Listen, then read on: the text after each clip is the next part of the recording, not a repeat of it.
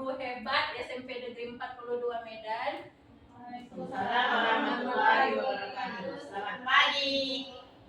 Sebelumnya saya ingin mengucapkan terima kasih sekali kepada ibu semuanya, rekan sejawat saya yang dimana telah memberikan waktunya untuk saya dapat memberikan praktik baik kepada ibu, yang dimana praktik baik ini saya dapatkan ketika saya melaksanakan pelatihan selama 4 hari tentang guru BK, yang dimana nantinya kita dapat berkolaborasi untuk apa? Untuk dapat membantu peserta didik baik itu mengenali, mengatasi masalah, dan juga mengatasi permasalahan belajar dan juga lainnya. Untuk itu alangkah lebih baiknya sebelum kita melaksanakan kegiatan pengimbasan praktik baik ini, alangkah lebih baiknya kita berdoa menurut agama dan kepercayaannya masing-masing. Berdoa dimulai.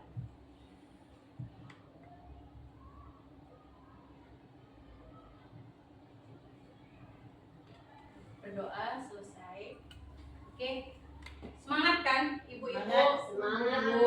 Oke, terima kasih ya ibu ya. Oke, saya langsung saja ya kepada materi kita tentang apa praktik baiknya. Nah, di sini saya akan mengimbaskan on the job learning saya, rencana OJL saya, yang dimana ketika pelatihan kami disuruh untuk mengimbaskan 2 jurus guru BK hebat. Nah, apa saja materi kami tentang 7 jurus itu?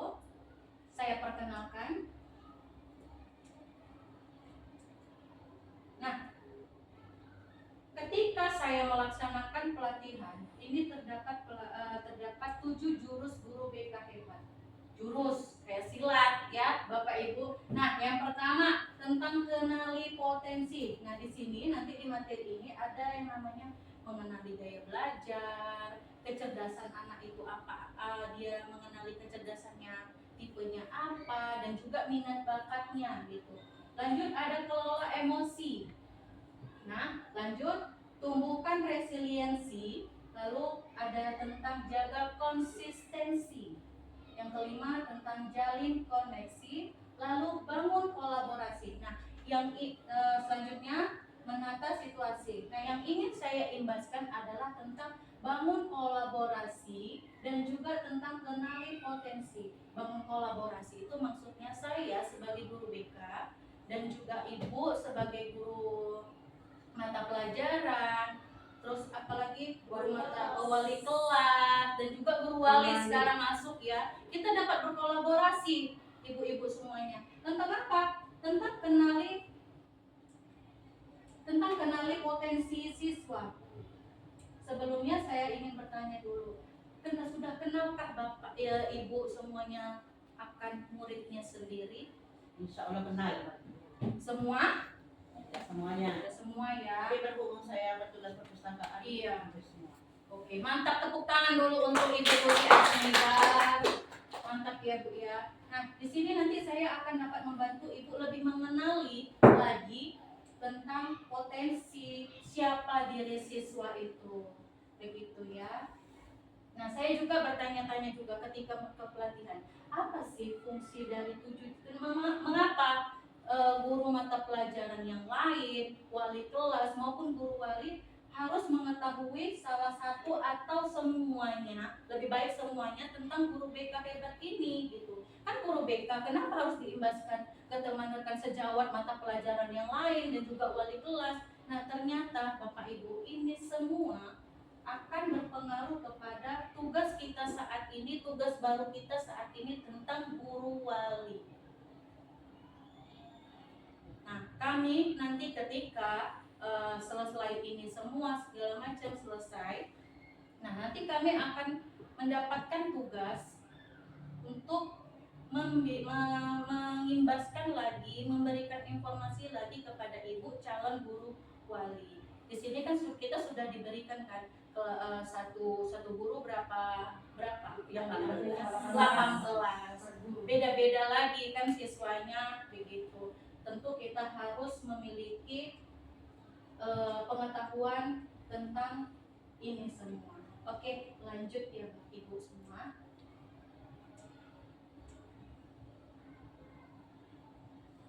Nah, di sini sudah mengatakan pertama adalah kita akan bangun kolaborasi. Bangun kolaborasinya dari apa? Seperti yang saya bilang tentang kenali potensi, tentang pemetaan gaya belajar. Nah, tentu kita semua memiliki tujuan yang sama. Benar kan, Bapak Ibu? Benar kan? Apa tujuan kita? Yaitu memastikan setiap siswa belajar dengan caranya yang paling sesuai dengan dirinya. Karena itu, pemetaan gaya belajar menjadi langkah awal penting untuk menciptakan pembelajaran beragam, inklusif, dan bermakna. Nah, jujur ketika saya setelah melaksanakan pelatihan kemarin, saya mulai terketuk lagi. Oh iya, ternyata saya selama ini melaksanakan kalau di kami pemberian layanan, kalau di ibu-ibu semuanya mungkin pas pembelajaran ya. Nah, pembelajaran hampir ternyata selama ini kita sama ratakan, benar nggak? Mungkin ada di sini nggak sebelumnya ibu ada oh ini anak ini digolongkan, oh ini anak ini gaya belajarnya ini, saya modelnya seperti ini, ada nggak? Ada Ibu Diana ya. Cuman hanya satu siswa, satu guru. Nah, bagaimana caranya supaya agar lebih mudah kita memetakan gaya belajar? Nanti akan saya beritahu. Lanjut ya. Pertanyaannya, saya ingin mengetahui dulu pemahaman, kita menyamakan persepsi ibu-ibu semua. Mengapa perlu dipetakan? Mengapa anak-anak itu perlu dikelompok-kelompokkan dengan gaya belajarnya? Mengapa? Ada yang bisa memberikan pendapat? Ya, Ibu Diana? Mengapa? Karena setiap anak itu berbeda. Oke, setiap anak itu berbeda, tumbuh kembangnya berbeda, cara menerima, menangkap, merespon dia juga berbeda. Ada lagi? Nah, itu ya. Nah, kalau saya mengapa perlu dipetakan? Karena satu, mendesain strategi pembelajaran yang bervariasi, tidak hanya metode pembelajaran yang ceramah, hanya satu arah saja, tetapi dua arah. Deep learning sekarang ini yang dengar apa? Misalnya benar Bu, problem based learning. Di situ bisa kita sesuaikan kan, oh ini anaknya tipe kinestetik, kita buat dia contoh misal mata pelajaran seni budaya, dia buatnya langsung ya, praktek langsung. Nah, anak yang visual dia melihat dulu baru dikerjakannya tugasnya gitu. Lalu yang kedua apa? Saya menghindari metode tumbal seperti metode yang telah selama ini kita laksanakan. Contohnya apa? Metode ceramah, ya kan? Bu, tadi bukan program based learning sebenarnya, itu lebih ke project. Iya, lebih ke projectnya. Nah, terima kasih Ibu Diana. Selanjutnya itu memaksimalkan potensi siswa. Contohnya saja siswa yang paling terkenal di sini, ya kan? Andre. Kita mengenalnya, oh dia bisa apa segala macam. Ternyata dia ada loh kelebihan, keunggulan dia. Bagaimana cara kita mengenalinya? Mungkin dengan cara ikut tes, wawancara dianya, observasi dianya. Nah, inilah perlu yang dinamakan bangun kolaborasi antara guru BK, saya dan juga ibu-ibu semuanya. Begitu. Nah, lanjut. Nah, apa saja kolaborasi antara guru BK dan juga guru mata pelajaran? Yang pertama, kami sebagai guru BK membantu dengan asesmennya. Nah, di sini nanti saya akan mengenalkan asesmen yang mungkin mudah dan juga gratis di sini dan bisa lebih cepat lagi keluar dari hasilnya. Bisa kita aplikasikan di kelas langsung gitu. Lanjut, guru mata pelajaran mendapatkan hasil asesmennya tadi. Nah, lalu kita sama duduk untuk merancang tindak belajar. Nah, contoh misal saya sudah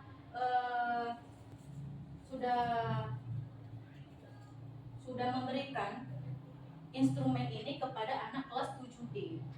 Nah, dapat hasilnya nanti akan saya berikan hasilnya kepada ibu. Nah, perlu kita kenali, mungkin sudah tidak asing lagi dengan ini ya ibu-ibu semua. Nah, gaya belajar kita itu ada 3. Yang pertama visual. Visual itu pembelajaran gimana? Ibu boleh izin Tanya menggunakan gambar gambar, video. dia melihat ya ibu ya. Lanjut tentang gaya belajar auditori. Bagaimana ibu? Dianya lebih mendengar dia ya, entah dia sambil mendengarkan musik, pelajaran itu dinyanyikan 1 ditambah 1 sama dengan 2, mungkin dia lebih cepat menangkapnya kalau kita jadikan pembelajaran itu dari lagu gitu, misal. Nah lanjut tentang gaya belajar kinestik. Nah gaya belajar kinestik itu langsung dia ya, langsung dipraktekkan ya. Tidak bisa kita bilang anak 1 tambah 1 sama dengan berapa. Agak bingung dia tuh. Mungkin kita bisa praktekkan anak ibu, ini kamu punya lidi 1. Tambah lagi, ibu punya lidi 1. Kalau digabungkan jadi berapa lidinya? Mungkin seperti itu. Nah, seperti yang saya katakan, saya sudah mengimbaskan ini kepada siswa di kelas 7D. Nah, ternyata anak kita di kelas 7D itu memiliki gaya belajar yang cenderung 40%-nya itu gaya belajar visual. Dia melihat langsung. Mungkin dari sini ibu-ibu yang masuk di kelas 7D bisa mengaplikasikan hasil temuan saya di kelas 7D tentang gaya belajarnya. Nah, di sini 40% gaya belajar visual anak-anak itu. Nanti secara rincinya mungkin akan saya berikan kepada ibu. Anak-anak mana saja yang bergaya belajarnya visual. Lanjut, 35% ada di gaya belajar, mohon maaf ini salah ya ibu ya. Ini sebenarnya gaya belajar auditory, salah warna dia. Ini sudah disesuaikan dengan ini dia. Nah, 35% gaya belajar auditori, yang dimana gaya belajarnya apa ibu? Dengan cara mengandalkan pendengaran sebagai indera utama dia menyerap merespon pembelajaran itu sendiri. Nah, lanjut. Ternyata sisanya 25% itu gaya pembelajaran kinestik. Namun saya mendapat temuan ada siswanya itu dia tiga-tiganya ada. Nah, jadi gimana Bu? Anak itu bisa saya kelompokkan. Nah, ternyata anak ini gaya belajarnya fleksibel. Bisa ibu kelompokkan dia di gaya belajar visual, baik itu juga di auditori maupun kinestik. Dia fleksibel, di mana saja dia bisa dan mampu benar menerapkan, menerima pembelajaran yang ada. Ibu, bagaimana ibu bisa mendapatkan hasil ini? Nah, seperti yang saya bilang tadi, saya sudah mengimbaskannya kepada anak dengan menggunakan, saya bilang ini aplikasi maupun web. Ini ada aplikasinya di Play Store dan juga di web, bisa diketik Aku Pintar. Nah, ibu-ibu semua izin boleh menggunakan HP-nya, ada sudah saya sharekan di grup Aku Pintar. Boleh ibu dibuka dulu. Nanti akan tampilannya seperti ini. Dalam antrian Bu. Iya, dalam antrian itu dia karena banyak, itu dia menunggu selama 1 menit. Dia nanti akan seperti ini. Mungkin ada yang bisa try langsung di sini sebagai bahan contoh. Ada Ibu Tuti bisa? Ini nggak di sini Ibu. Ini di sini langsung di laptopnya Ibu. Nanti saya atau Bu Gina di sini. Enggak di sini. Di sini.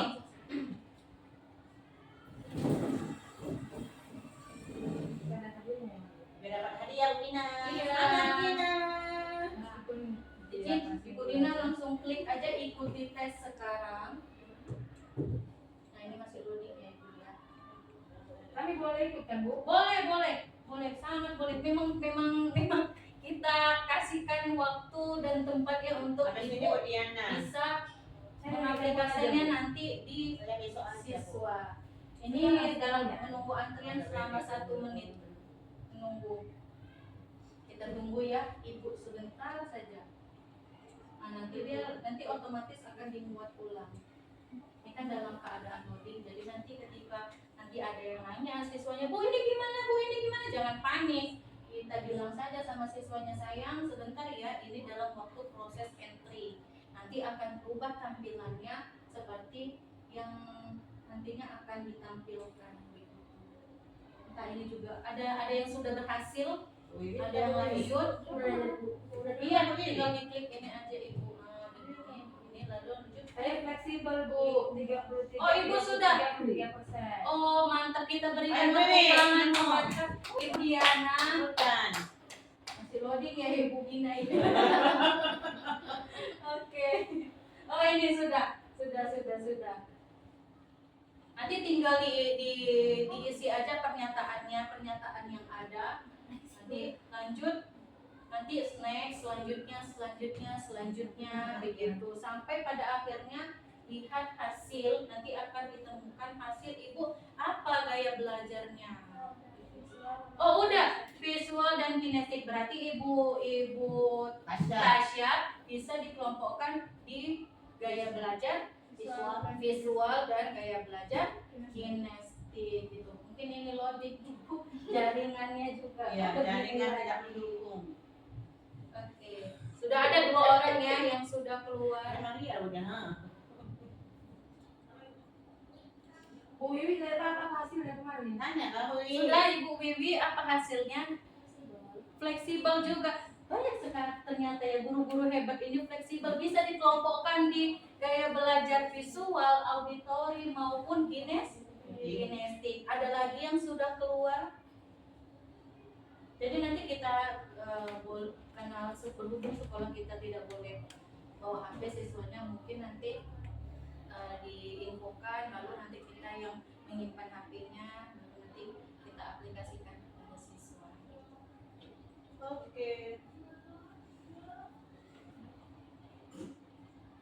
Ada lagi? Ada apa masalahnya wifi nih?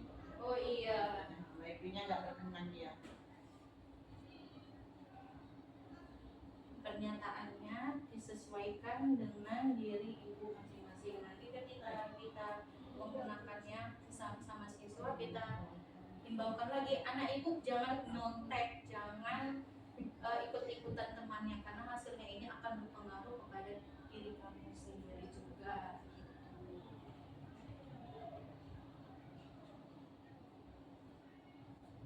Nah itu sampai tiga kali dianya. Ya Bu ini udah mau selesai ini.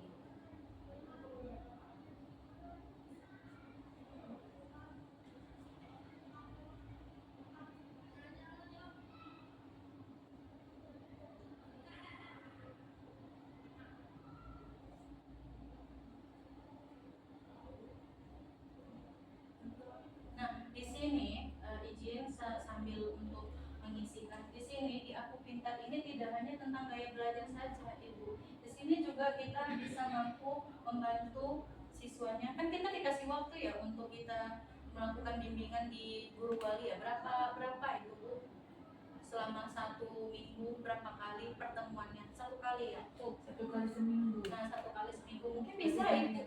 Oh ganti-gantian. Bisa kita aplikasikan ini. Nah ini kamu hebat tuh, kamu gaya belajarnya ini.